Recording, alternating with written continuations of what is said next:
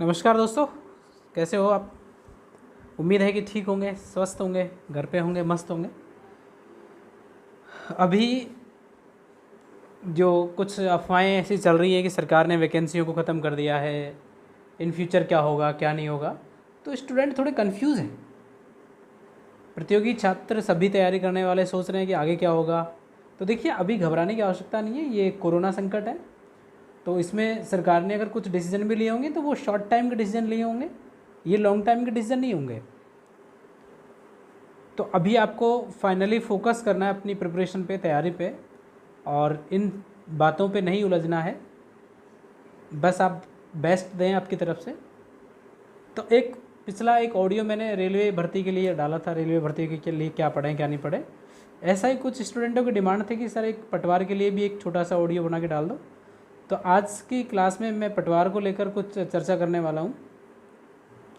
तो देखिए, पटवार में फाइनली क्या है कि इस बार थोड़ा सा लेंथी सिलेबस डाला है, और आपको अच्छे से पता है कि इस बार पटवार में एक ही एग्ज़ाम होने वाला है। सिलेबस बड़ा है, मैथ का पोर्शन भी बहुत कम है, या फिर हम यूँ कहें कि नहीं है, एक दो प्रश्नावलियाँ वो रीजनिंग में उन्होंने ऐड करके दी हैं।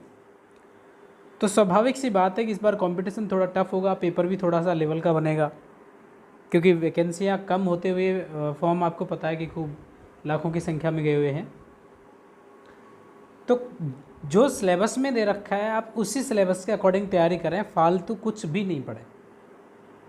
अगर आपने सिलेबस को ढंग से कवर कर लिया है तो पूरी उम्मीद है कि आपका सिलेक्शन श्योरली हो जाएगा। और यदि आपने धूम में पढ़ाई की है, 8 घंटे 10 घंटे 12 घंटे कितने ही पढ़ लिए हों, लेकिन सिलेबस को आपने कवर नहीं किया है और फालतू की चीज़ों को पढ़ा है, तो आपका सिलेक्शन थोड़ा मुश्किल हो सकता है। तो देखिए, पटवार के सिलेबस में नंबर भी उन्होंने एवरेज बना के दिए कि इतने नंबर आएगा, इतने क्वेश्चंस आएंगे, इतना वेटेज रहेगा। तो वो थोड़ा सा आप उसको एक बार मैं आपको मेमोराइज़ कराता हूँ कि सबसे ज़्यादा सिलेबस जीके का है। अगर सेक्शन की मैं बात करूँ तो जो गवर्नमेंट है, हमारी गवर्नमेंट ने पटवार के सिलेबस को टुकड़ों में बांटा हुआ है, जिसमें एक जो सेक्शन है वो जीके का है। जो पहला सेक्शन है इंडिया जीके का है, और दूसरा सेक्शन राजस्थान की जीके का है, तीसरा सेक्शन लैंग्वेज का है, हिंदी और इंग्लिश का, चौथा सेक्शन रीजनिंग का है, और पांचवा सेक्शन कंप्यूटर का है। ऐसे सेक्शन वाइज उन्होंने बना रखे हैं। वेटेज का भी इन्होंने कुछ रेशो रखा है कि जो इंडिया की जीके है, जिसमें general science, history, polity, geography, कुछ जनरल नॉलेज और करंट जीके, ये सारा मिला के कम से कम 25% में इंडिया जीके है, यानी 25% में इंडिया जीके है एवरेज। और कम से कम 38 क्वेश्चन बनने की संभावना है, और हर क्वेश्चन 2 नंबर का है। तो स्वाभाविक सी बात है कि 76 नंबर की आपकी इंडिया जीके है।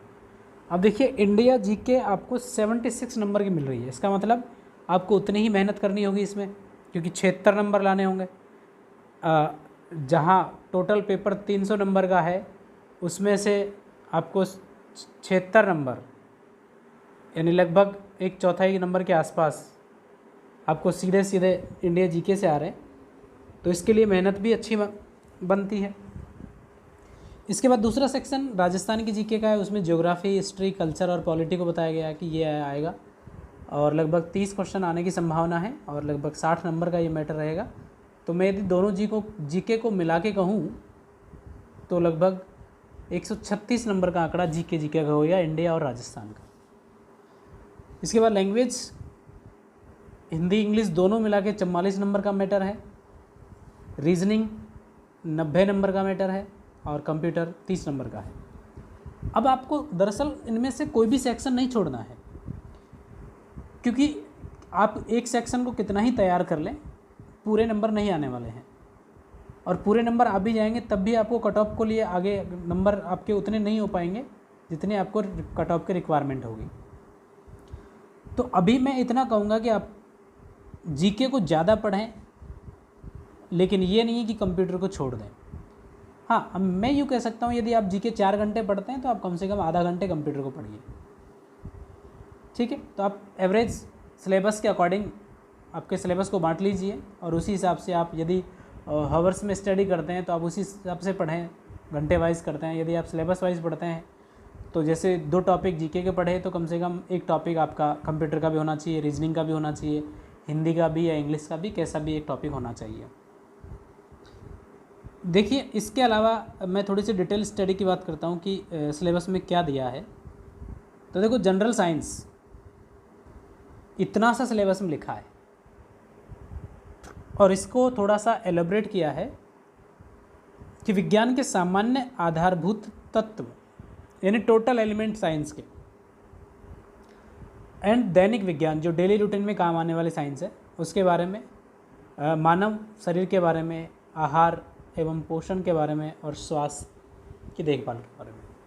तो मैं यूँ कहूँ कि ये सारा का सारा ट्रेंड जनरल को लेकर फोकस है, पूरा का पूरा साइंस जनरल बेस पे है। तो आप इसको उसी बेस पे पढ़ें, इसमें पीएचडी करने की कोई आवश्यकता नहीं है। ये नहीं कि आप किताबों को पढ़ते जा रहे हैं, एक पूरा 3-4 किताबें उठा लाए मार्केट से और इतना सारा पढ़ रहे हैं। इतना डीप पढ़ने की आवश्यकता नहीं है। आप केवल जनरल से पढ़ें, पिछले साल के पेपर देखें और नॉर्मल से सवाल आते हैं परीक्षाओं में तो आप उस बेस पे पढ़ें, बस सिलेबस के पूरे पॉइंट कवर हो जाना चाहिए। इसके बाद हिस्ट्री के बारे में मैं बात करूं, पहले इंडिया जीके की बात कर लेता हूं। तो हिस्ट्री में केवल इतना लिखा है कि प्राचीन काल और मध्यकाल की प्रमुख घटना। अब देखो प्राचीन काल मध्यकाल में सारी घटना आ गई, लेकिन यहाँ भी आपको पीएचडी करने की आवश्यकता नहीं है, बस नॉर्मल से पढ़ना है और आपके एग्ज़ाम्स के अकॉर्डिंग जो क्वेश्चंस बनते हैं आप उसी हिसाब से उसको पूरा कवर कर लें। प्राचीन काल की मैं बात करूं तो जैसे सिंधु घाटी सभ्यता को थोड़ा सा देख लिया, उसके साइट्स के बारे में देख लिया, कौन कौन से उसके स्थान हैं, किसने उसकी खुदाई की है और कहाँ से कौन सी चीज़ मिली है, बस फाइनल ख़त्म। इसके बाद वैदिक सभ्यता के बारे में जनरल से आप पढ़िए, वैदिक सभ्यता के बारे में कि वेदों को बनाने वाले कौन थे, ऋग्वेद के बारे में क्या क्या जानकारी मिलती है, उसके अलावा कुछ उपनिषद, बस जनरली, बाकी डीप पढ़ने की कोई आवश्यकता नहीं है। इसके बाद महाजनपद काल को आप नॉर्मली से देखिए, जैन धर्म और बौद्ध धर्म को बेसिक से बुद्ध और महावीर के बारे में सारा पढ़िए और ख़ास तौर से आप उनकी समानता को ज़रूर पढ़िए, जैन धर्म और बौद्ध धर्म की। इसके बाद आप मौर्य काल को पढ़ें और गुप्त काल को पढ़ें। तो ये तो प्राचीन काल की कहानी हो गई। इसके बाद मिडेवल हिस्ट्री में आप थोड़े से कुछ विदेशी आक्रमण पढ़ लें, अरबी आक्रमण और तुर्की आक्रमण। इसके अलावा फिर सीधे आप दिल्ली सल्तनत को पढ़ें। दिल्ली सल्तनत को ज़्यादा डीप पढ़ने की आवश्यकता नहीं है। कौन सी डायनेस्टी ने कब शासन किया था थोड़ा सा वो पता होना चाहिए, किस शासक ने कुछ नया काम किया। जैसे कई ऐसे शासक आए थे, उन्होंने जैसे सिंचाई जैसी व्यवस्था शुरू की, कईयों ने परमानेंटली उनकी आर्मी सेटल की, अलाउद्दीन खिलजी जैसे लोगों ने सैलरी उनको दिया, तो ये नया काम किया है। तो ऐसे शासक दिल्ली सल्तनत के जिन्होंने कुछ नया काम किया है, केवल अब उनके बारे में पढ़िए बस। और फिर मुग़ल काल के बारे में पढ़ लीजिए, ये आपका मध्यकालीन भारत हो गया। इसके बाद आपका स्पेशली मेंशन कर रखा है कि 18वीं शताब्दी के मध्य से वर्तमान तक की घटना है, मतलब 1757 प्लासी के युद्ध से लेकर आज तक की जो घटनाएं हैं। बट इसमें आपको थोड़ा सा केयरफुल ये रहना है कि 1757 प्लासी के युद्ध के बाद थोड़े से ब्रिटिश जो कंपनी थी उन्होंने इंडिया में सेटलमेंट ठीक कर लिया था।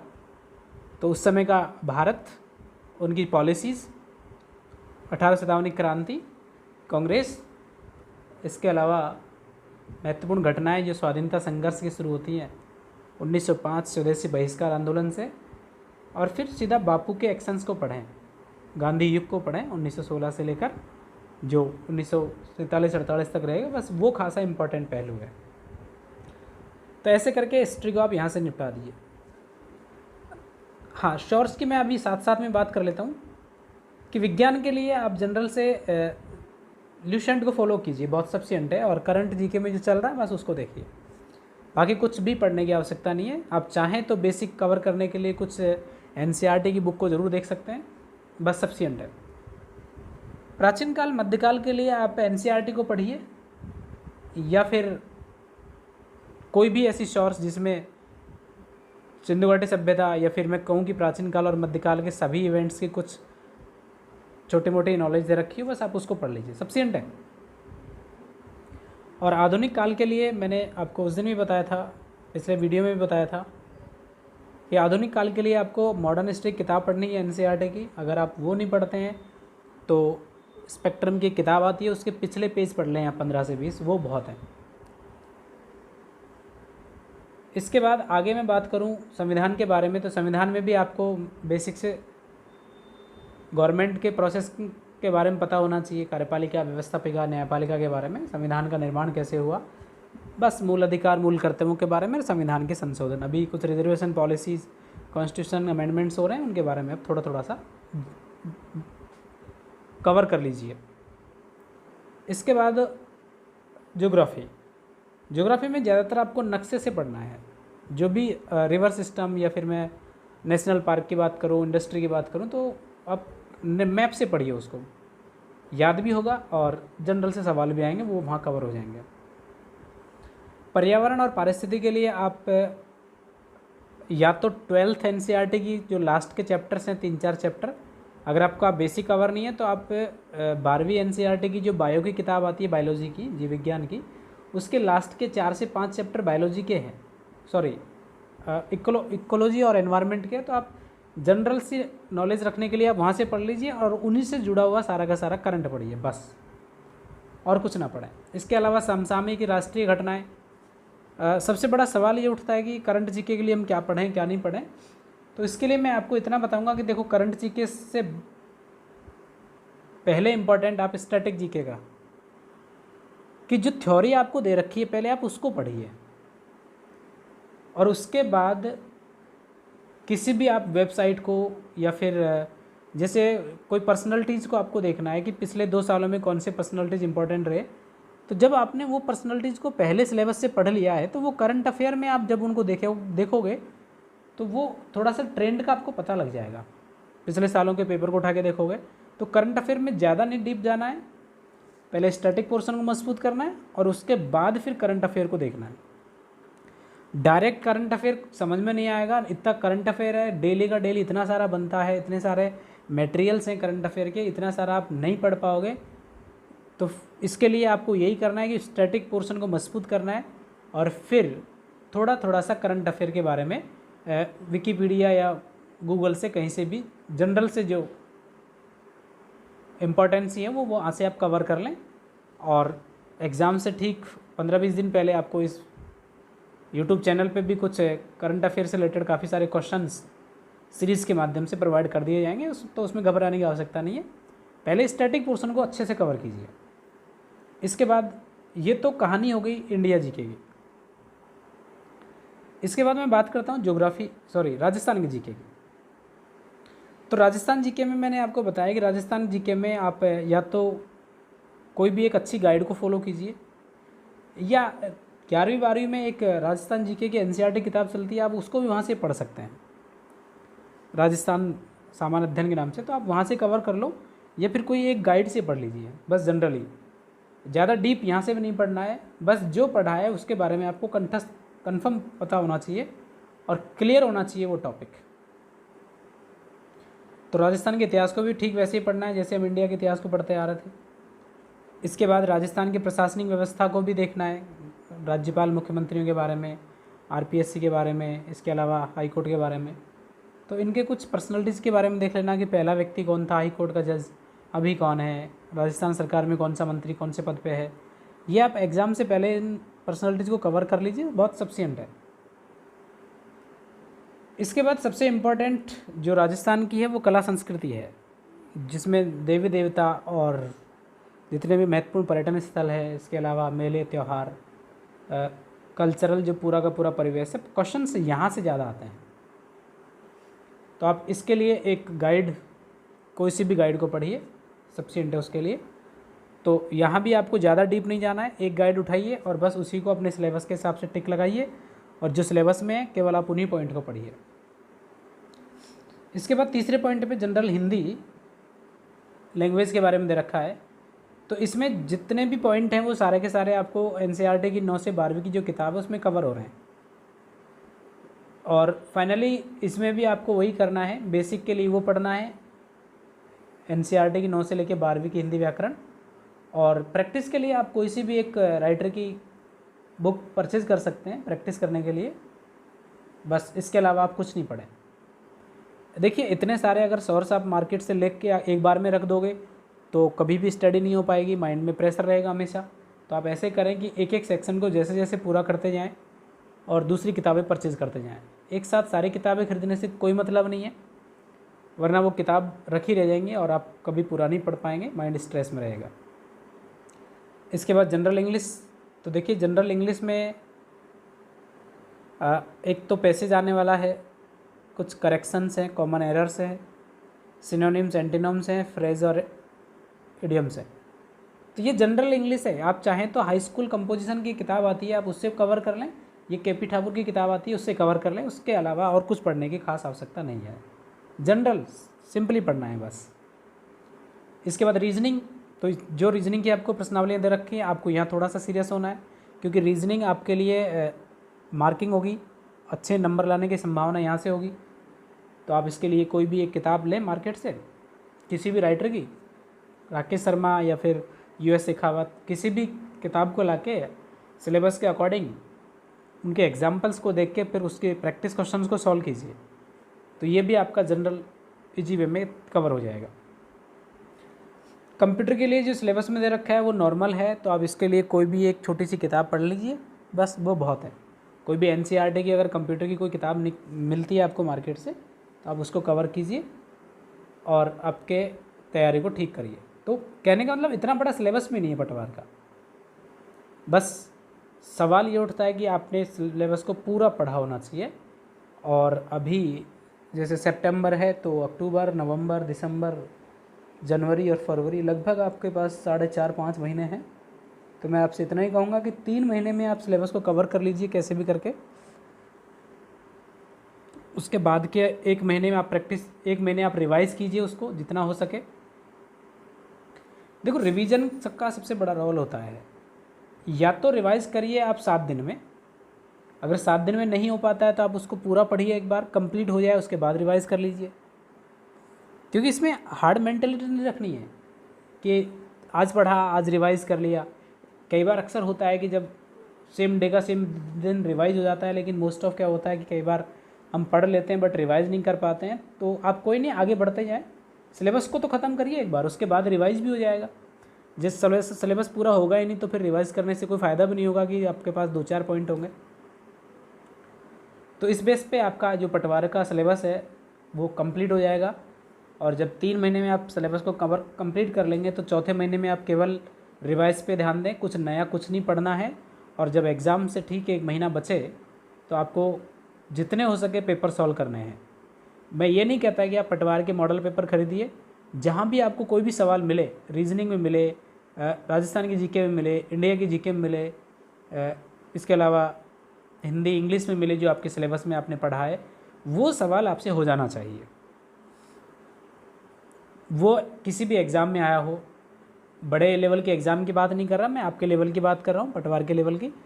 तो पटवार का लेवल एक ठीक लेवल है, इसमें ये भी नहीं है कि बिल्कुल सीधे सवाल आते हैं। और आजकल तो एग्ज़ाम्स में लेवल का कुछ पता भी नहीं है कि कौन से एग्ज़ाम में कितना लेवल आने वाला है। ग्रुप डी में ग्रुप ए के जैसा भी लेवल आ जाता है।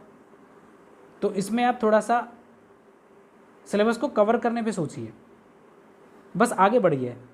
कई बार क्या होता है कि स्टूडेंट मोस्ट ऑफ पढ़ते रहते हैं कि समझ में नहीं आया इसको, तो बार बार उसी पेज को बारंबार पढ़ते रहते हैं और पढ़ते रहते हैं, और आखिरकार जब वो ठीक टाइम में उसको पढ़ते हैं तो बाद में उनका माइंड अपसेट हो जाता है, फिर उस किताब को पटक देते हैं। तो ऐसा नहीं करना है आपको, बस आगे बढ़ना, लगातार आगे बढ़ते रहना है। जैसे एक चैप्टर खत्म हो गया, ये मत सोचिए इसमें कितना याद है, आप आगे बढ़िए, एक बार कम से कम पूरा तो लास्ट तक तो पहुँचिए। जब पूरा ख़त्म हो जाएगा तो आपके माइंड में एक बेसिक से माइंड मैप हो जाएगा कि इसमें क्या क्या है इस सिलेबस में और हमें क्या क्या पढ़ना होगा। तो एक बेसिक सा मैप आपके माइंड में छप गया होगा। और उसके बाद जब आप उसका रिवाइज करेंगे तो आपको बड़ा मज़ा भी आएगा पढ़ने के लिए, आपको सारी चीज़ें देखी देखी लगेंगी। मान लेते हैं कि 1 महीने में आप एक किताब को पूरा कर रहे हैं, जब इसको आप अगली बार पढ़ेंगे तो आप इसको 15 दिन में ख़त्म कर लेंगे, और उसके अगली बार पढ़ेंगे तो उसको आप लास्ट 5-7 दिन में ख़त्म कर देंगे। कम से कम एक सिलेबस की किताब को 3 से 4 बार आपको रिवाइज़ करना है, तब जाके एग्ज़ाम्स में आपके नंबर पूरे आने की संभावना रहेगी।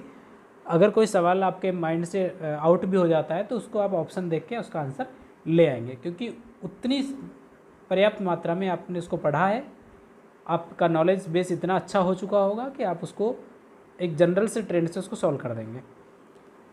तो दोस्तों आज के वीडियो में मैं इतना ही बताना चाहूँगा, और जैसे जनरल सी बातें बताई गई है आप उसको उसी प्रकार से पढ़िए और एकदम मस्त तरीके से आप पढ़ते रहिए। सभी को शुभकामनाएं। Thank you.